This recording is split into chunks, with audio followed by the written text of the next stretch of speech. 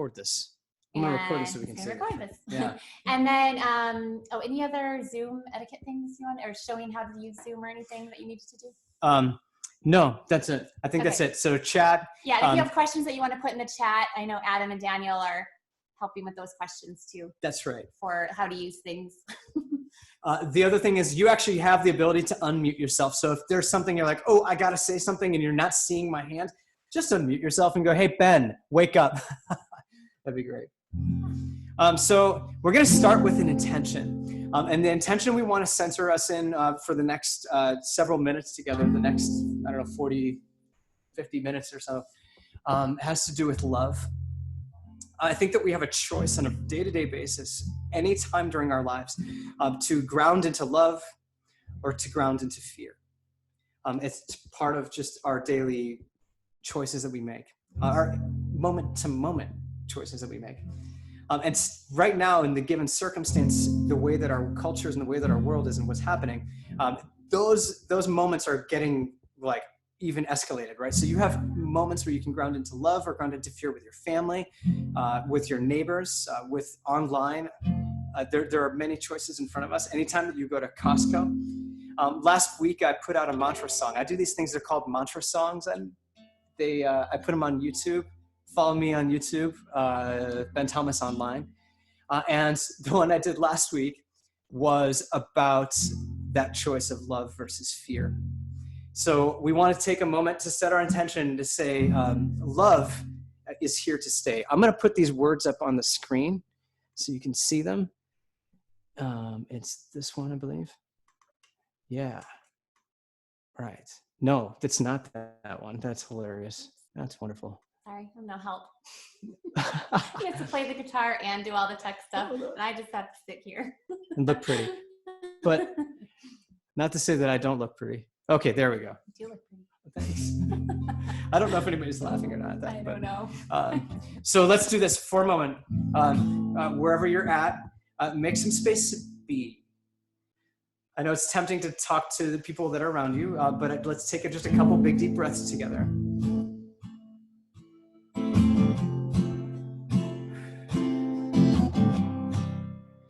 Maybe you've forgotten to breathe today. Our breath can be the gateway to remind us who we are.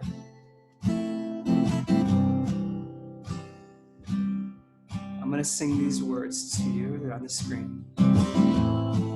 And I know it feels like the end of the world is coming now.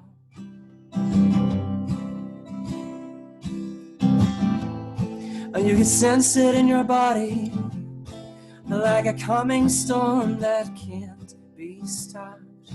I know it feels like everything you trust is going away.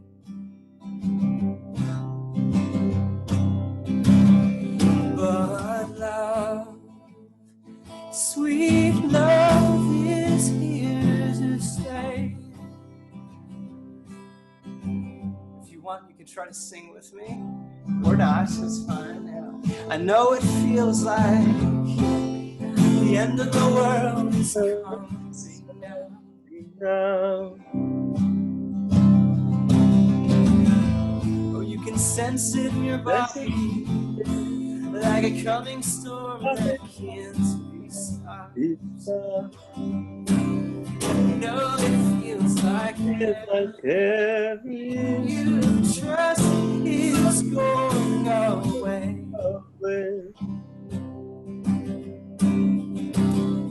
But love, sweet love is here to stay. If you would join with me, we're going to sing that, but love, sweet love.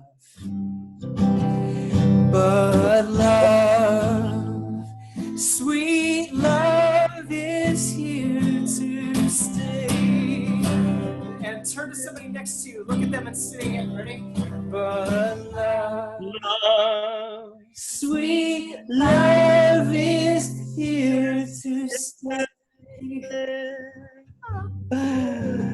I like things like the internet. That's so fun. Okay, stop share. Here we go. We're back. Okay. It's great. That was great. Great singing, great being together, grounding ourselves in that and letting that song just kind of ring. Love is here to stay. Listen, if you haven't watched the video that I made, I'll just sum it up. It's basically this. There are a lot of things in our world right now that are telling us everything is going to crap. Anything that you trust in right now is going away.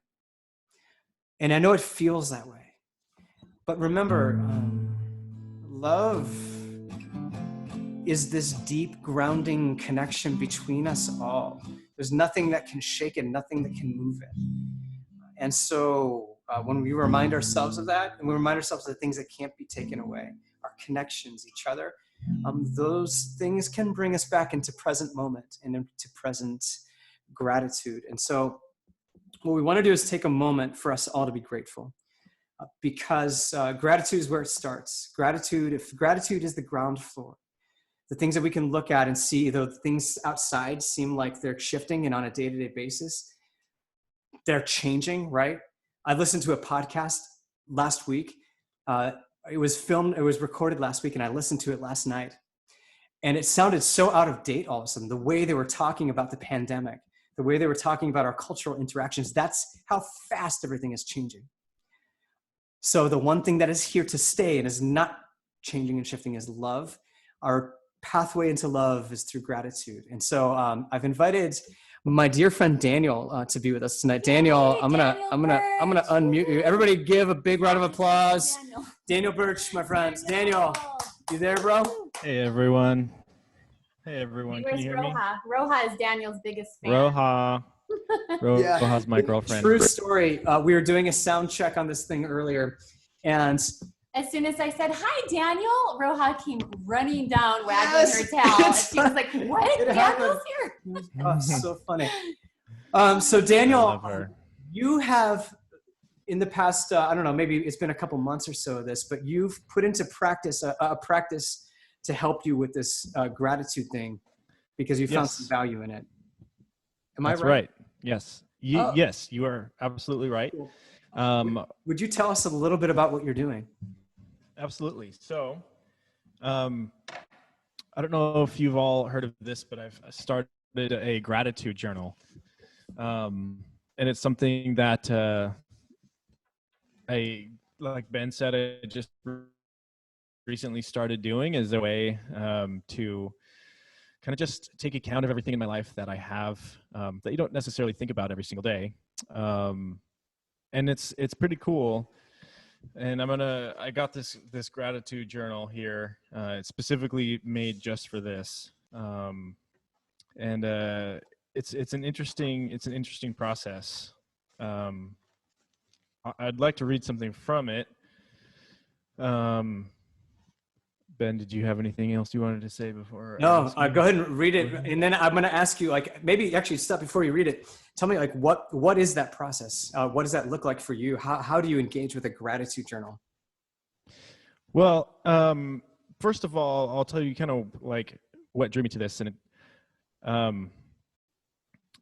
this isn't just some like spiritual practice that people just swear by. This is actually scientifically researched. Like there have been studies that have concluded that people's gratitude directly affects their level of happiness, their perceived level of happiness. Mm-hmm. Yeah. Yeah. Totally. In fact, there was a study, I think in 2015, where I think there were 3 groups of people who reported mental health issues, and I think the 3 of them were separated into a group that got only therapy, psychotherapy, a group that got therapy and expressive writing, meaning they kind of wrote down their thoughts, and then a group that did therapy and gratitude journaling. And at the end of the study, the group that had the gratitude journaling reported a significant increase in their mental health. Wow. Yeah, and the other 2 groups just kind of reported the same, not stagnation, but kind of the same level of their previous mental health status.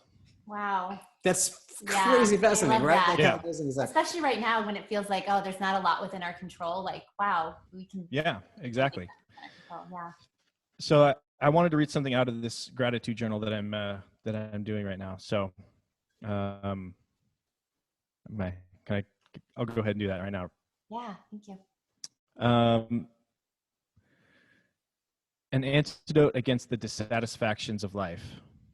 We all know what it feels like when things are not as they should be, when you don't have the things you want. Pop culture, advertising, and social media make this worse by reminding us of what we should have to be truly happy. A dream job, conventional attractiveness, our soulmate, and a ton of self-improvement products imply that if you don't have it all, it's your own fault for not working hard enough on yourself. Researchers have started to investigate how we can counteract these impulses, and they have found an antidote against dissatisfaction: gratitude.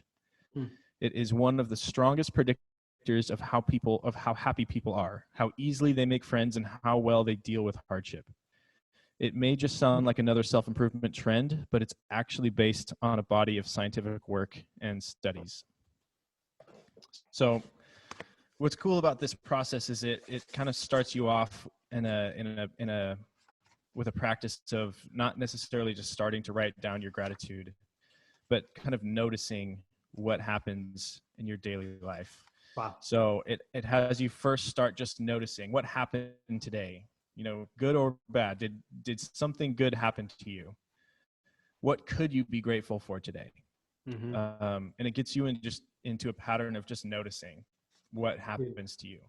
That's so good. Yeah.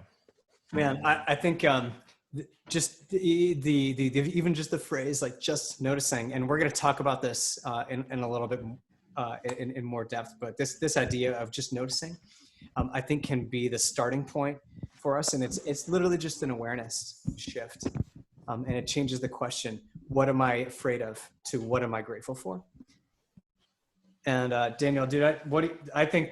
I mean, you've seen like how that's worked in your life. I think everybody probably would feel it in a different way, and how you're going to do that kind of thing would be different. But right now, what I think would be a great thing, what I want to do is invite Daniel to play. Roha knows Daniel's here. Roha, I told you. Roha. So she has everyone. Hi, sweetheart. We're going to do a gratitude practice right now that everyone can participate in. And Daniel's going to actually play the cello for us, which I think a lot of you who are here have heard him live.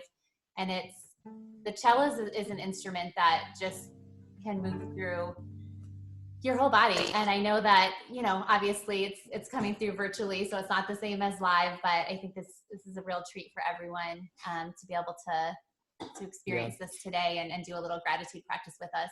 And I invite you to ground into it.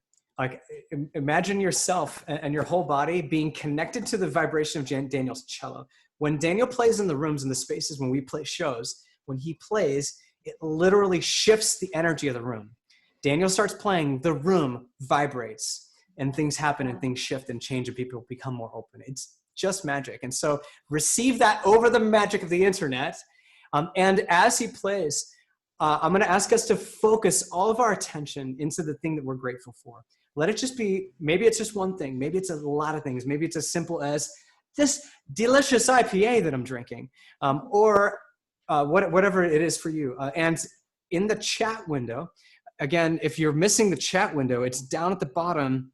The screen, just hit the little chat button. The lower right corner. Kind of lower right-ish, yeah. And go ahead and type a message in there. So Daniel, would you play for us? We're going to let you just play for a few minutes and just, again, breathe. You're here with your kids, your family. Ask your kids what they're grateful for. Write that in the chat, or they can read it in the chat as well. As Daniel plays, just take a big, deep breath. Remember, the breath is our gateway.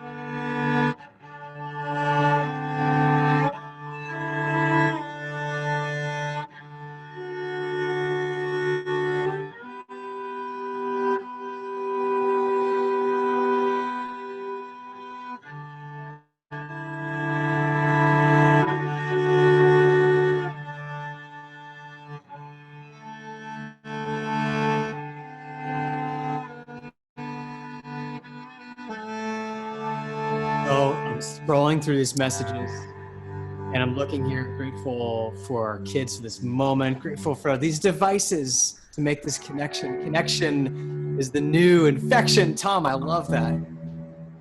Grateful for being here right now. Grateful for a friend to walk in nature with every day. Grateful for music, touching our souls. Thank you, Daniel. Grateful for a special time with family and friends. Grateful to be on this call and how it's made me take a time to stop and think about how awesome everything is. Grateful for this breath. Bella, thank you. So as we just kind of put a pause into this moment, in this space, this time, and say, we're thankful that every one of you are here together. We're thankful that we can take a breath and breathe and be reminded why we're here. We're thankful that this space exists. Imagine again, if this were 100 years ago, we wouldn't be able to do this. And so as crazy as all of this feels, we have an ability to ground ourselves in connection with each other. Daniel, dude, I'm grateful for you. Thank you for sharing this. Thank you for just sharing a moment. I'm a little envious of the ability that you have just to pull that out and play anytime and to fill your space with that feeling. Now, I was trying to think, like, how could we still have you come over and social distance with that? Maybe you could just come on our front porch. Yeah. Play. Yeah, right. Yeah. We could just listen through the open window. Yeah. So, well, thank you, Ben, for giving me this space to be able to share with everyone too. Dude, thank you. Appreciate that so much, man.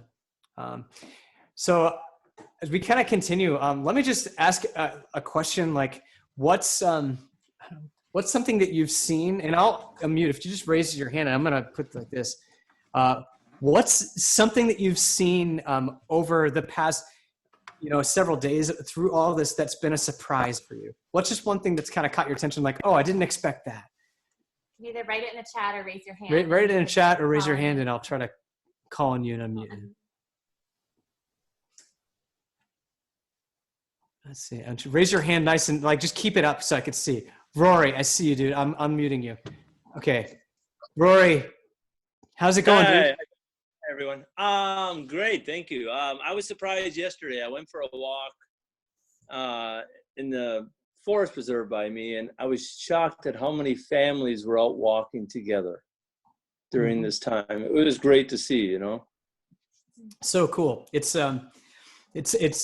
surprising. It was the same thing for us walking down to the park. It felt like we expected to encounter nobody, and there were people there. Thanks, man. Yeah, there was way more than normal. Wait, yeah. I think people are ready. They're like that too, primed for experiencing breathing outside. Who else? I saw a hand. Judy. Here we go. Unmuting you. Unmute. I'm trying to unmute. And it's not unmuting. Why is it not unmuting you? Oh, I see. Hold on. Maybe. Hello. Oh, there you are. Go for it. So I'm sitting on my front porch about 4 o'clock today, and I heard clarinet music really loudly, and I thought, what? So I got on my bike, and I biked around a neighborhood about a block away, and they happen to have an open lot in their neighborhood. Someone never built on this lot, so pretty big.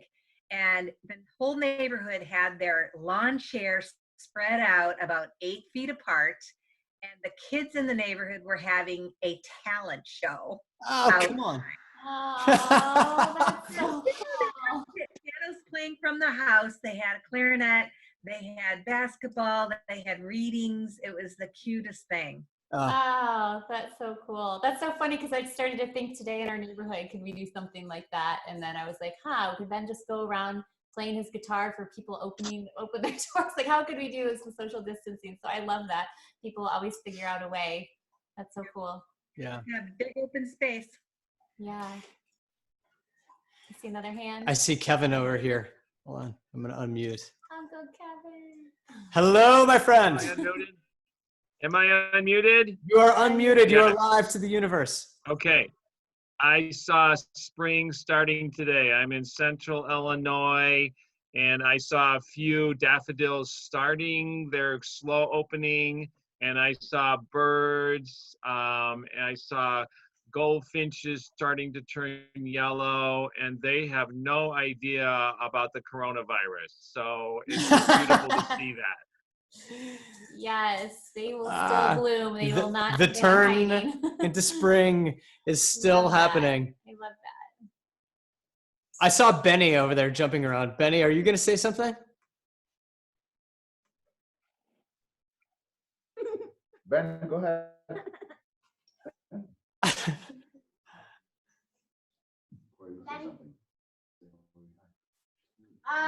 We hiked up the mountain and we hiked up some rocks and we saw a tree that got shot by lightning. Okay. Oh, you found a tree that got shot by lightning? Oh, how interesting. Wow, that's crazy. It's interesting. the unexpected. Thanks for sharing that story, Benny. That's so fun. To me, I love these. These are moments that take us into the present, take us into a place of surprise. We're going to do one more, and then we're going to continue on with some amazing. Oh, let's do Deb. Deb's raising her hand right over there. Let's see. Unmute right there. Deb. Yes. Hi. I'm in northern Illinois and it's snowing and it's filling up the trees. I did not expect that today. Unexpected. Unexpected. Well, it was sunny here, but we live in Southern California, so that's somewhat expected. So so now what we want to do is move into a time where we have a little bit of conversation. This time, the space that we're journeying through together as a human race, we need every tool that we have, right? And a lot of us, I know a lot of you in the room, I'm seeing, and I know a lot of you have been on journeys where you've equipped yourself with a lot of tools and are learning new things about yourself and how to best engage, how to live at like a higher state.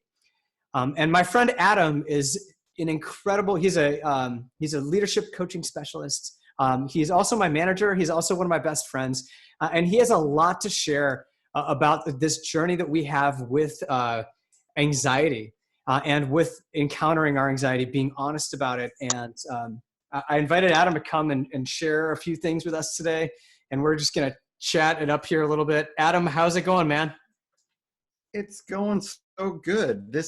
I love that you created this space for everybody.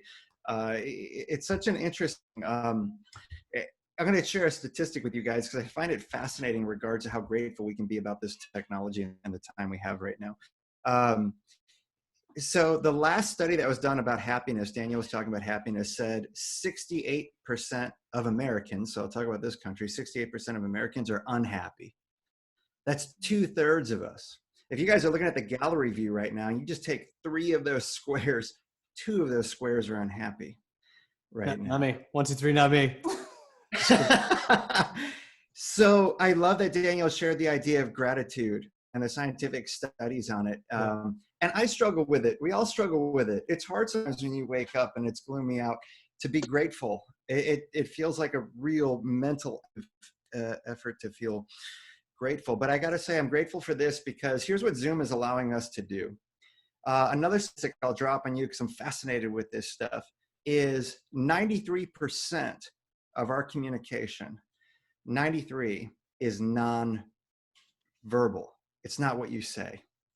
The ability for us to see on Zoom each other's faces, our body language, to hear the intonation goes well beyond a text. A text would give you 7% of communication. That's why there's so much misunderstanding going on right now.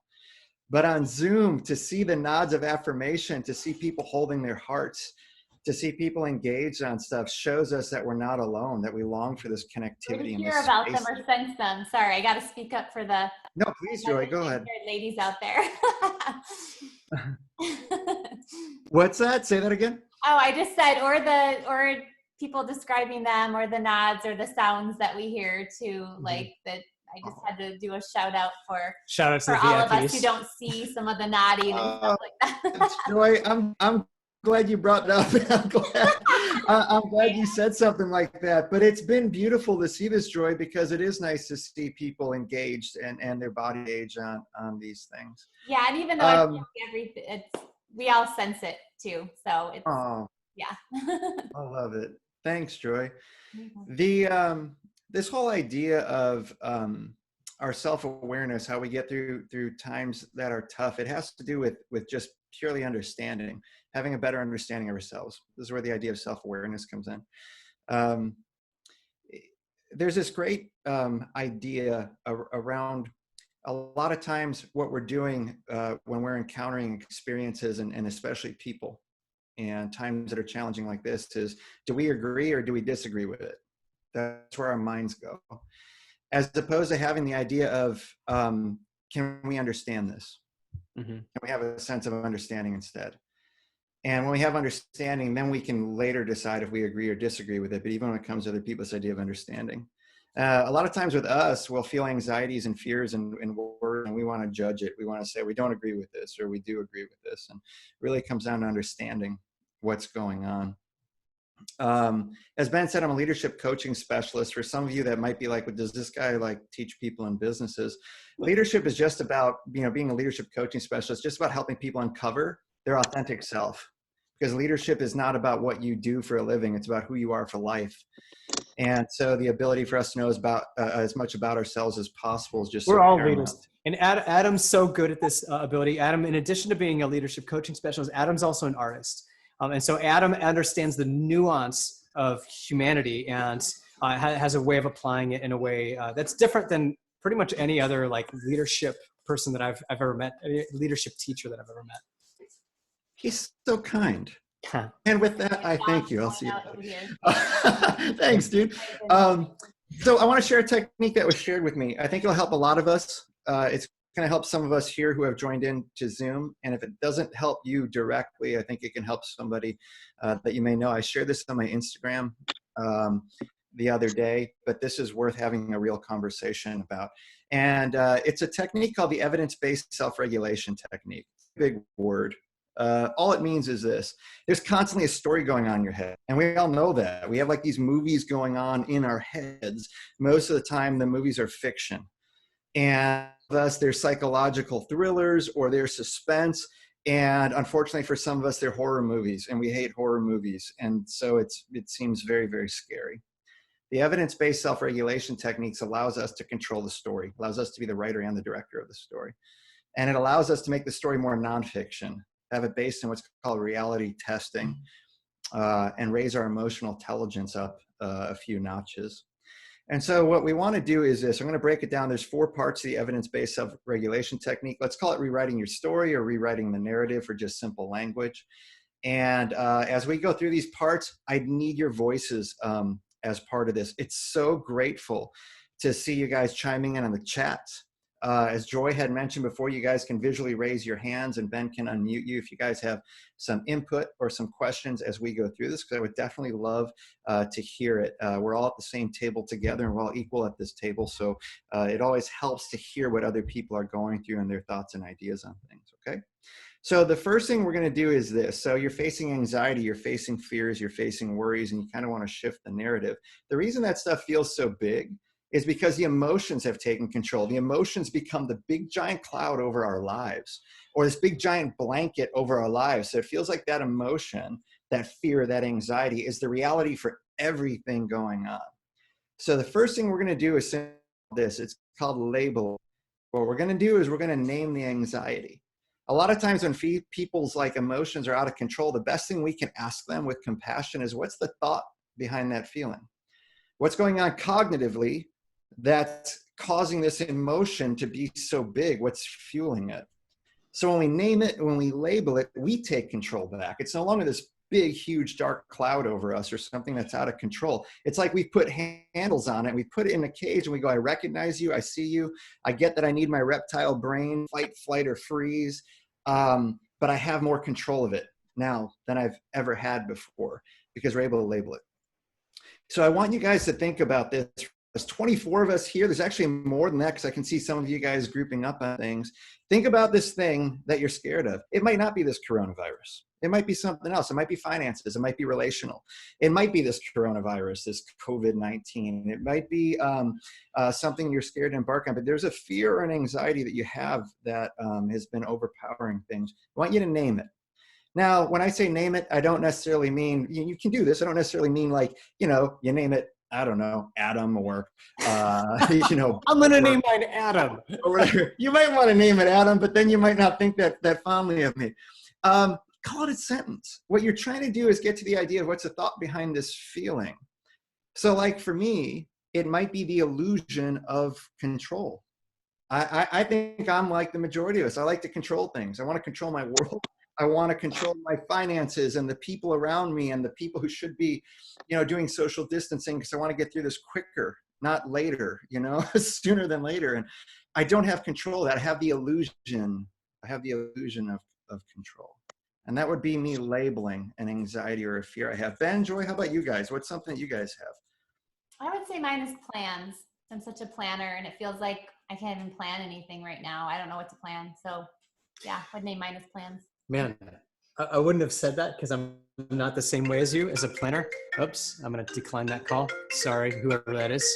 But shh, quiet. Yeah, but I feel the same way. It's like, it's hard. I feel like we've been living in a lot of limbo states as it is, but man, it's like this inability to think even just like a month or two, or let alone like even 2 weeks sometimes ahead. It's really hard. It makes it like really difficult to like try to do anything or build anything. It makes it like it pulls the rug out. Going through my calendar, just deleting everything. So weird. I wonder if anybody else. Someone really wants to get a hold of you. You guys can chime in the chat or raise your hand, and Ben can unmute you because he's got that control. But I would love to hear from other people. What is the anxiety? What's the fear? What's the worry? What's the out of control monster right now that you're dealing with? Now's a great time to kind of come out and name it, and it gives other people permission to go, I'm not alone in that either. I actually feel the same way. So how about for some of you? All right, Ben. Well, mine is just separation anxiety, and pretty much just not really knowing, when or if, we can all be back like really together again. As much as it's like, you just think, well, it's just like, all we can do is just have today, do our best job with today. Yeah. And that's not the emotional part. That's the practical part, and that's what I'm using and leaning into, but it's pretty tough too. Yeah, that's definitely tough. In the chat, I see, and thank you for that. I think a lot of us actually feel that way, this separation anxiety right now, because we took for granted before how easy it was just to hop in a car, pop over and visit somebody, Like my friends, the Salazars are on right now, and I can't just go up the street and go say hello to them. I can't say hello to the Thomases, It's like, it's that weird space. Tom and Judy joined in the chat. They're anxious that people, this is heavy, but this is real. They're anxious that people they know will die. Mm-hmm. And that's tough. There's a lot of information that comes out every day, and things seem to be changed hour by hour right now. Given the stats, that if we know 300 people, 6 will die is what they're saying. And that stuff preys on us a bit, right? It really starts to test our emotions and our fears, and it's a real fear. That's something that is an umbrella. It's a cloud over. But as we start to name it, what's going to happen with this is when you say separation anxiety, or saying something as hard as I fear that people I know are going to die, you're starting to realize that this isn't the totality of your life. It's a partition of your life that you're feeling. So it can't overpower the whole. It's a partition of it. Deb's chiming in right now and saying, wondering if and when I'll be able to hug my grandchildren again. Right now, I know it's the best thing to stay away, and yet I want much to hug them. I think we all can agree with that sentiment. We don't have the physical proximity that we had a month ago. Oh, man. A month ago. Yeah, I feel that so strongly. Dude. Yeah. That's so right. Yeah, it's so tough to deal with something like that. And that's again, a real anxiety. If and when. There's 2 questions there. Will I be able to? And if I will, when? Because sometimes when somebody tells you, hey, you know what, you're at shelter at home for the next 2 weeks, 2 weeks all of a sudden feels like someone just told us 6 months. Yeah. And that's really tough for sure. How about anybody? And you can raise your hand, go in the chat. Go ahead, Ben. Oh, no. We'll let one more, if anybody else has a. Go ahead, Chris. Yeah, I have a very different fear right now. My son actually just went to boot camp there in San Diego, and Oh, man. so that's on my mind a lot. Okay. You know, we have no contact whatsoever with Mm-hmm. him till June 12th. So, and what is the fear, Chris? He's in boot camp. What's the fear of what will happen or not? Is it about distance? Is it about what he's engaged with? What's the actual fear for you? fear about, you know, what is happening to him there. Yeah. The fear of the unknown for him. Yeah. My big boy. Yeah. And, yeah. The fear of like what is happening each day in his. Okay. So thank you, Chris. That's obviously a big fear. You know, she's got her eldest just went off, and she's separated, and all this stuff happens, and a lot of what seems like uncertainty because we don't have all the information right now. Yeah. For us. So now that we've labeled it, for those of you who didn't have a chance to chime in, again, label it, name it, call it out for yourselves, get it partitioned, get it in its appropriate place. You're gonna move on to the second part of this narrative, this new narrative for you. And this is what's called reappraisal. And reappraisal, I want you to think about it like this. Imagine if you had a diamond in front of you and that diamond has a crack in it, but you're only seeing a two-dimensional front-facing part of that diamond. Your story would always be this valuable diamond has this freaking crack in it. Mm-hmm.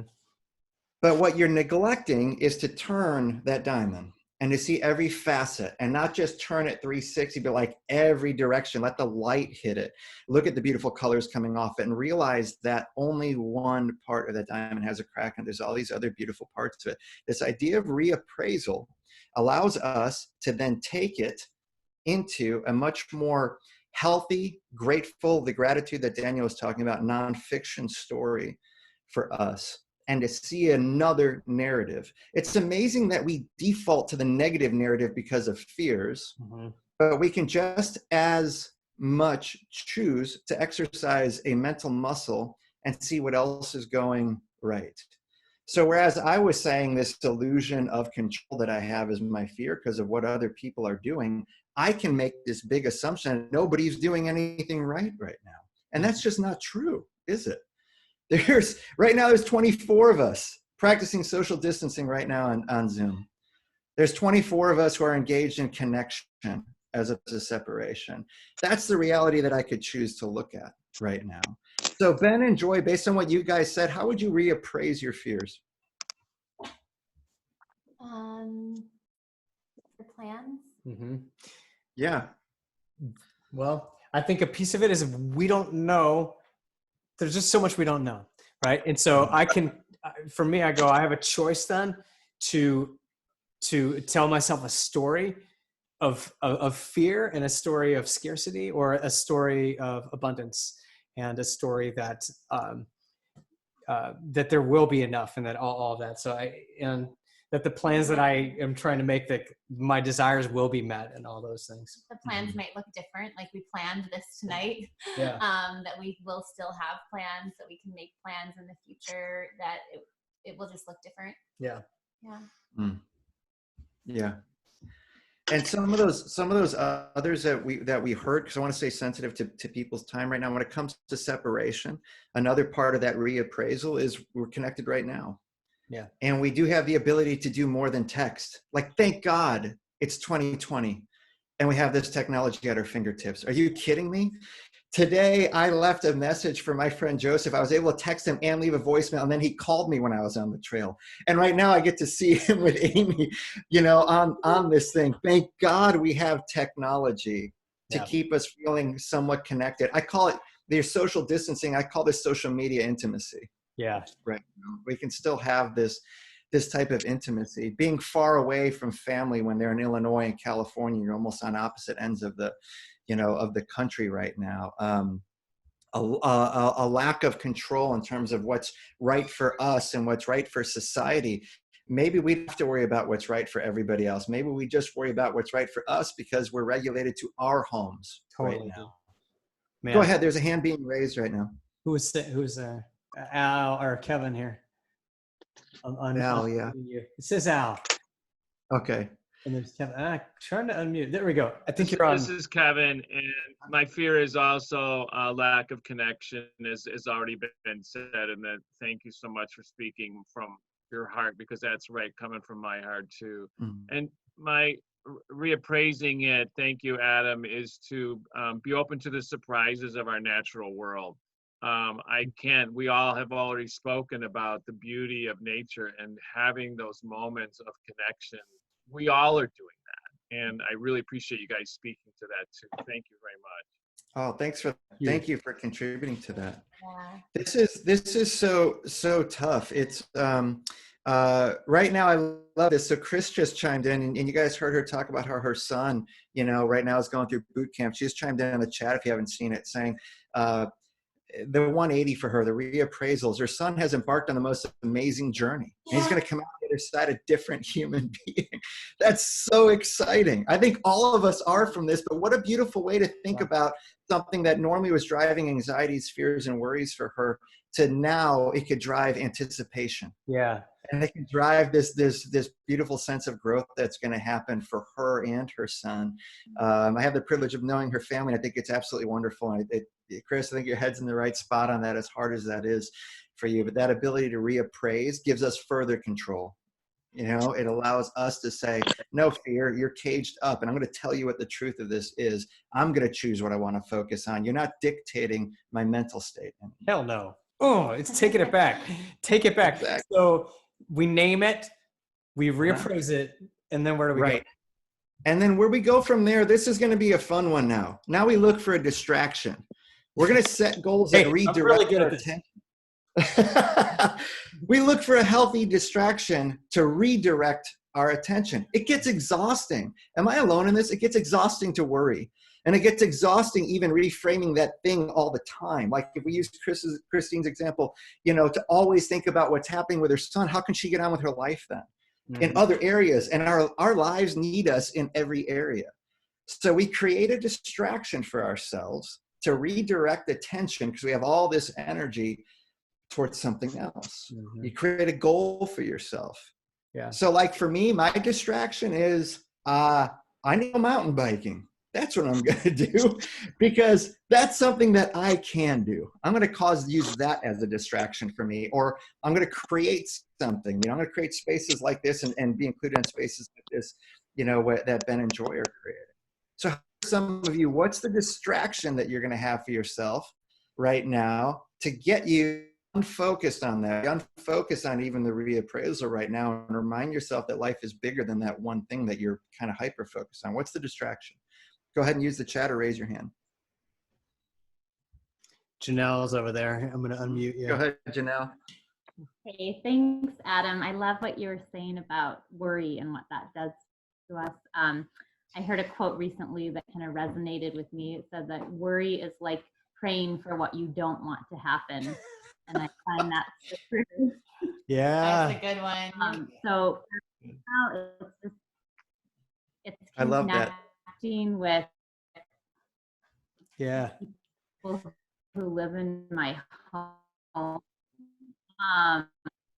And I have been taking daily bikes in, and there's nobody ever on that street, so we don't have to worry about running into other people. And we've just been riding our bikes as high as we or as much as we possibly can before we have to walk. We all kind of have a contest of who can ride their bike the longest, because it gets so steep. And then we take turns racing down the hill. I've been closing my eyes down the hill and just like letting our bikes take us to the bottom. Yeah, and it's been really like a fun thing. And so what I've said to the kids is, if you guys were in school right now, we wouldn't do this. I'd be at work, you'd be in school. So just trying to be thankful for. Awesome. That's so good. Thank you. That's awesome. It's a great reappraisal. It's a great distraction. So many of you are chiming in right now. I love this. Yoga, journaling, meditation, beautiful, healthy distractions there. Using creativity to create cookies. God, don't we all love cookies? Come on. Yeah, I like your cookies. Your cookies are Cookies bomb. are They're so good. freaking amazing. Right? Beautiful floral design for the front door. Our friends Tim and Sheena out in PA. Love these guys. So going to finish up songs and records. Some of the coolest people. Thank God for social media. Sarah met them on social media, and they became such dear friends so quickly. I'm just so grateful for that stuff. So he's going to be finishing up songs and recordings. Reading the Book of Joy by the Dalai Lama and Archbishop Tutu. Great. These are healthy distractions for us, because the truth is, it sucks to hold that weight up all the time. Even if we reappraise it, that reappraisal is a constant reinforcing. So get distracted and go, my life is bigger than this one thing that I'm fearful about, that I'm anxious about, that I'm worried about. Yeah. Once you get engaged in that type of activity, you'd be amazed at how it eases.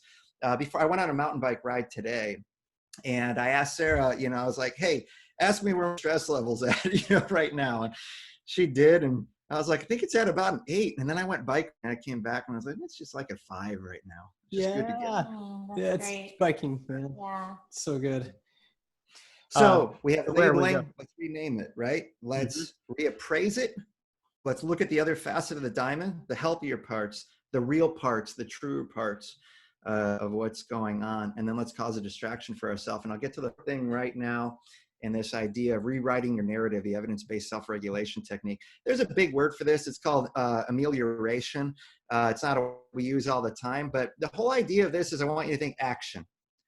Now you take action towards a goal that you're setting.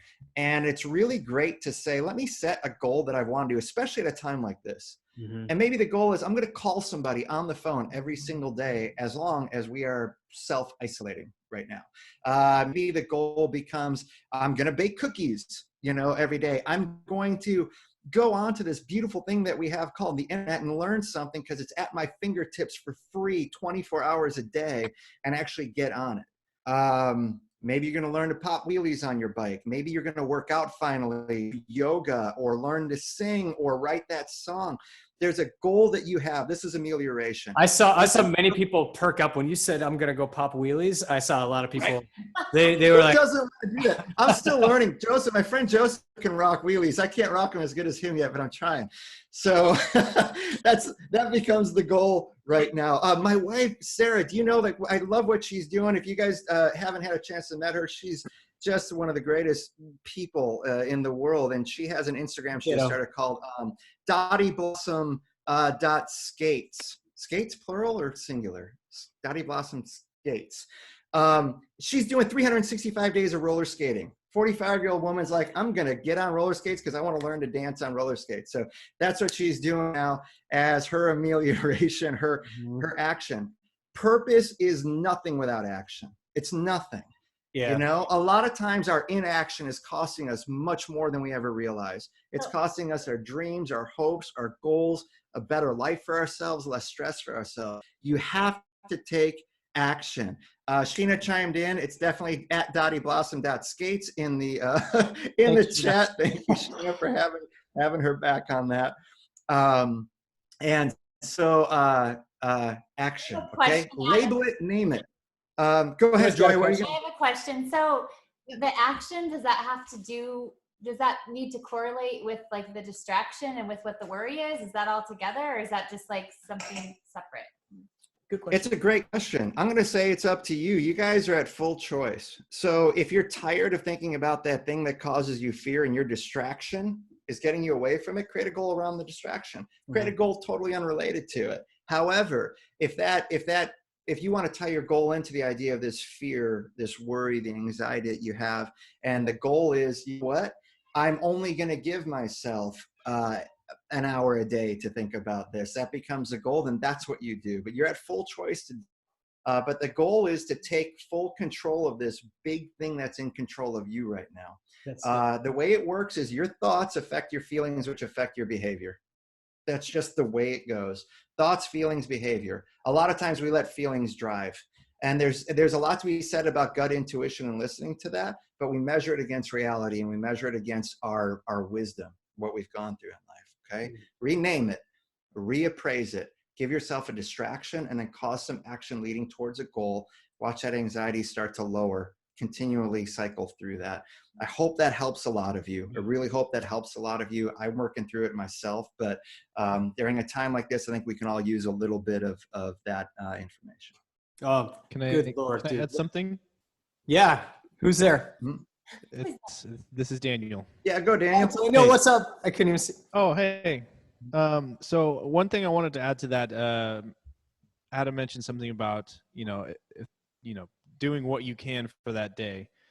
When the experts talk about journaling gratitude, they actually also say, don't do this every single day. The research actually shows that there's diminishing returns if you do this daily. So really choose the days, really choose the times, put the energy when you have the energy and try to make it as regular as possible. But, use your energy wisely.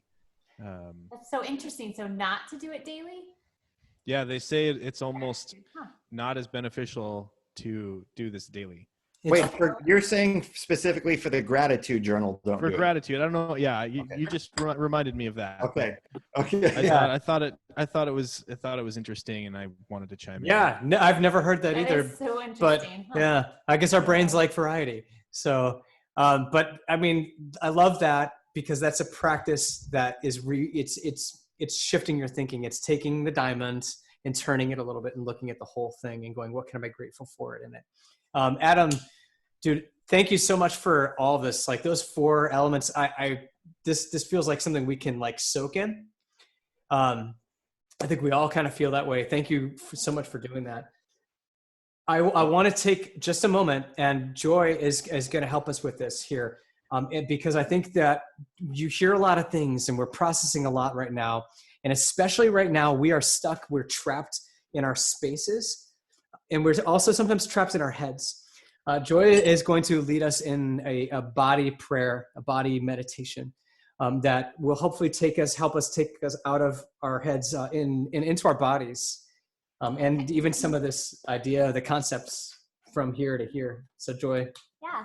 So if you're like sitting right now, if you can like maybe move your chair. We'll take a second to get table, reconfigured here. Stand somewhere. If your legs are asleep because you've been kneeling or something, shake them out. I really wanted to do something with the heart today because, well, first of all, I love themes, and since Ben's song is "Love is Here to Stay," and I think of love with the heart, I'm like, okay, let's do something with the heart. And then also because I am someone who lives in my head a lot. My sister-in-law is still on. She's like nodding, like, yeah, my overthinking sister. And I think a lot of us right now are in our heads because we're watching the news. We're thinking of everything very cerebrally, and it's and we're inside a lot, and we're not moving. We're on the couch a lot more, watching the news, reading articles, things like that. And so, really wanted to give us a chance to move a little bit today. And so I wanted to start out just by, if everybody could put your left hand on your heart and your right hand on your stomach, and just take through. And then if anyone has unmuted themselves, make sure to mute yourself so that we can have some quiet time without background noises. And if you could just take a really deep breath in, counting to 5. And then breathe out at the count of 5.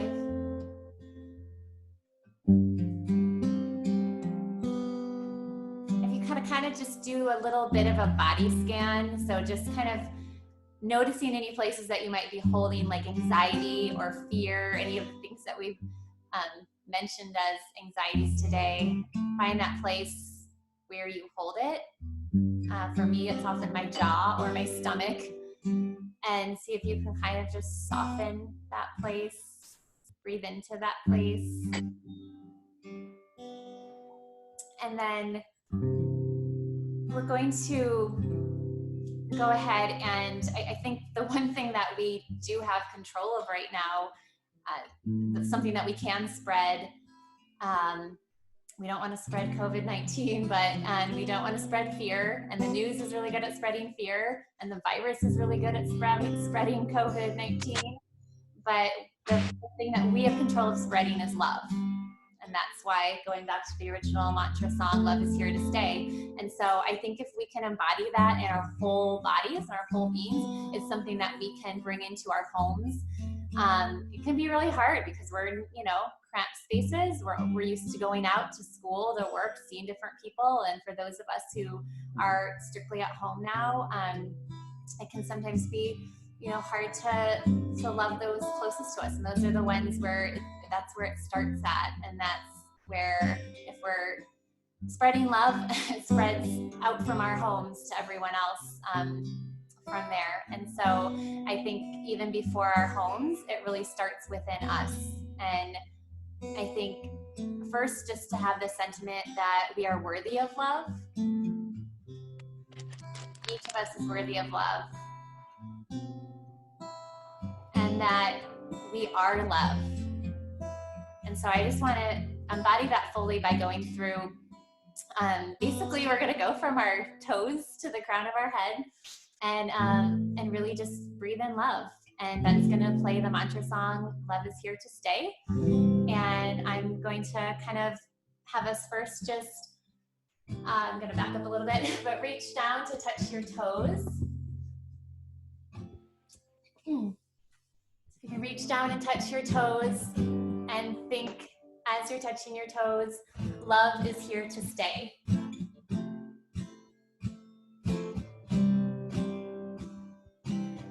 And then if you can go up to your knees, love is here to stay. And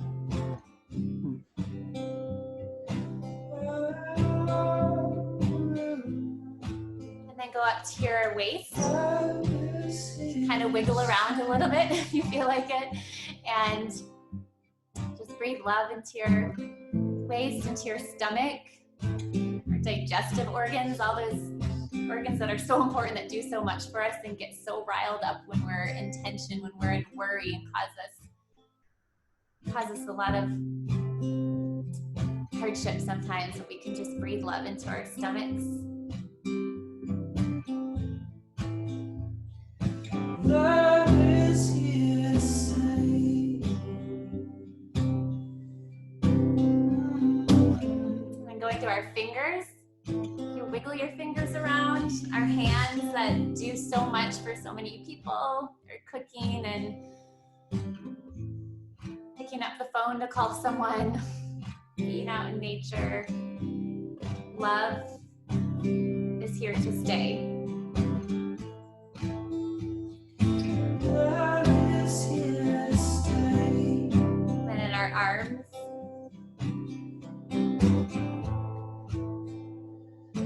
Love is here to stay.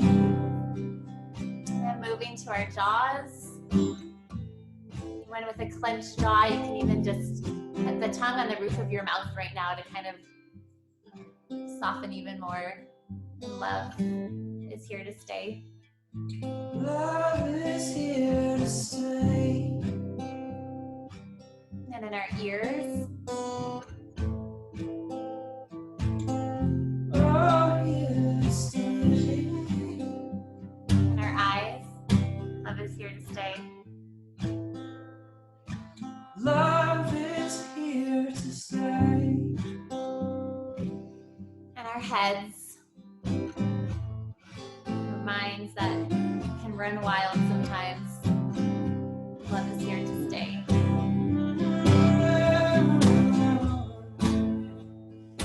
Love is here to stay. And let's go back to our hearts. Which is, gosh, we think that we think with our brains and our minds, but the true mind is our heart. And so love is here to stay in our heart. Oh, love is here to stay.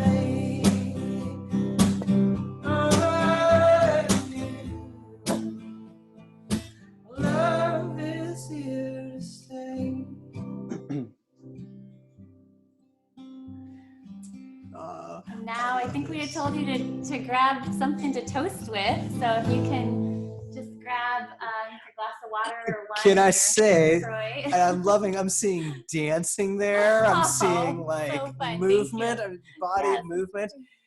I'm going to do something really dangerous. Oh, where'd your glass go? Oh, did you drink all yours? Was that wine glass over there? It's all, here, you drink some of this. Do you want a shot? Would you whiskey or a beer? I'm doing LaCroix. Well, it's the LaCroix. Here, here, I'll get it for you. Everybody stay there for a second. Hold on. Well, yeah, you can gather yours. Gather your drinks. Gather your We're drink. gathering ours. There you go. Yeah. I'm gonna do something kind of dangerous. I'm gonna unmute this. It might get crazy. Everybody, just refrain from going crazy, hog wild. How does this work? Hold on. Back to here. I'm gonna unmute all. Ready? Okay. Oh, that's funny. And then if you can put it on. Yeah, just kidding. I'm totally unmuted. I'm muted. We will unmute you again soon, but it was just too crazy. Okay, put it on gallery view. If you don't have on gallery view, you're gonna miss out on this thing. So put it on gallery view. You just have to unmute. Okay, you're unmuted. You unmuted yourself, Mom. I'm not going to mute. Yeah. So here's what we're toasting to. And Joy, do you have a toast for us? To love. Okay. The appropriate thing clearly is that love is here to stay. And we're gonna acknowledge that. But I also want to toast to all of you, because not to be cheesy sentimental, but to go like every one of you, like I know through some degree, and we have connection. And the fact that you decided to take the time and not just binge watch yet another Netflix movie, which we're all probably going to do in a minute here too. But to take a time, intentionality, connection, that's where it's at. That's what's going to pull us through this, not just pull us through it and, oh, we're going to get by. We're going to be better, dude. We are going to be better because of this. So now we are going to unmute us all. And no, that's mute all. Unmute all. And here we go, my friends. Cheers, peace. Woo! Here we are. Cheers. Cheers. Hello. Yeah. I don't know what happened to our kids. Where'd the kids go? Let's try singing if we do. Ready? Here we go. Love is here. Love is here. Might not work. I don't know. Not working. Love is here to stay.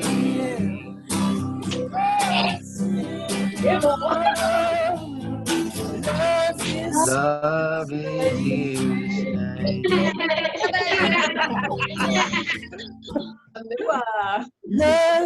Love is here. It is. We have a very brief little survey we're going to put in the chat room if you don't mind just filling out to see if we maybe want to do one of these again, or what people got out of them, or if you want to do smaller groups or something. I don't know. We just Lucy. Another.